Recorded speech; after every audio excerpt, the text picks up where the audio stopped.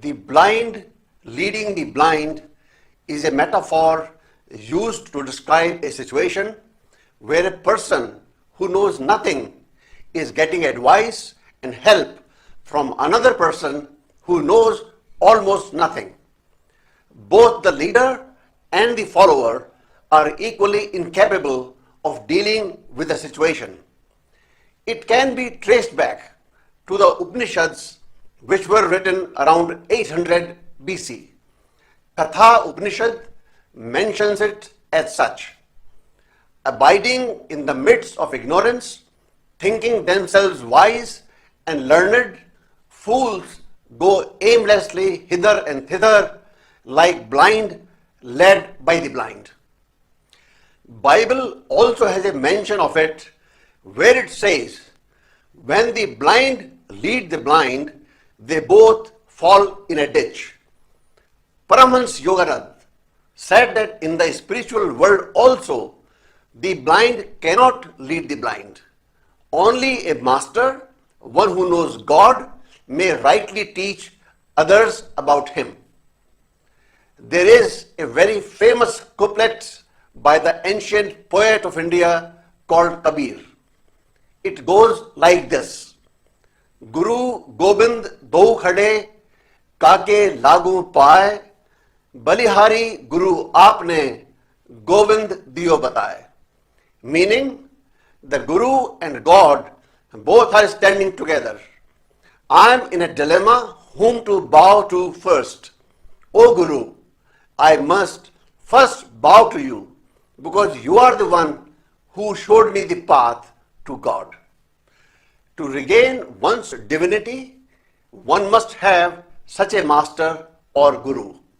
He who faithfully follows a true guru becomes like him, for the guru helps to elevate the disciple to his own level of realization. Paramhans Yogananda said, when I found my guru, Swami Sri Yukteswarji, I made up my mind to follow his example, to place God alone on the altar of my heart and to share Him with others.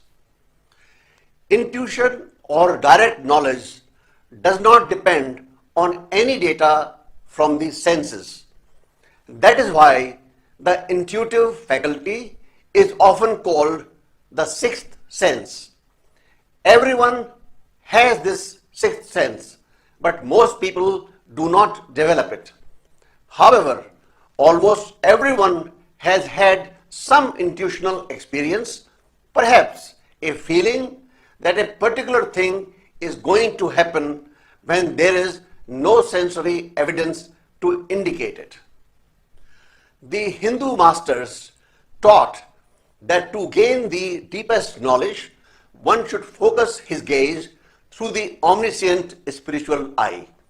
When concentrating hard, even the non-yogi wrinkles his forehead at the point between the eyebrows, the center of concentration and of the spherical spiritual eye, the seat of soul intuition.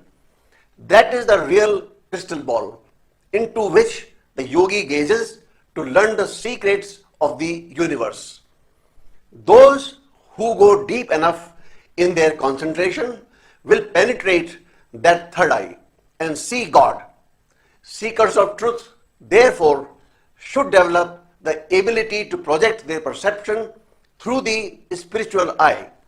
The practice of yoga helps the aspirant to open the single eye of intuitive consciousness.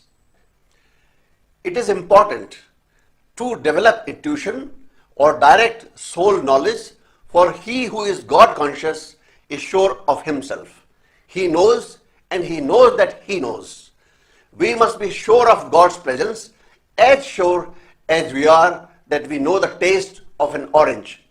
It was only after my guru had shown me how to commune with God and after I had felt his presence every day that I assumed the spiritual duty of telling others about him.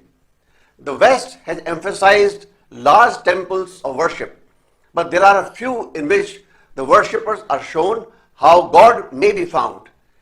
In the East, the emphasis has been on the development of men of God realization. But there are many cases inaccessible to spiritual seekers, remaining in seclusion in remote and solitary abodes. He said how grateful he was to have received this training from his Guru, who himself truly communed with God. As Paramhans Yogananda explained, that during deep meditation, the single or spiritual eye becomes visible as a bright star surrounded by a sphere of blue light that in turn is encircled by a brilliant halo of golden light. This omniscient eye is variously referred to in scriptures as the third eye, the star of the east, the inner eye, the dove descending from heaven, the eye of Shiva, and the eye of intuition. One who is master of himself, of the mind, emotions, senses, and passions, his actions, unclouded by egoistic motives, are consonant with the will of God.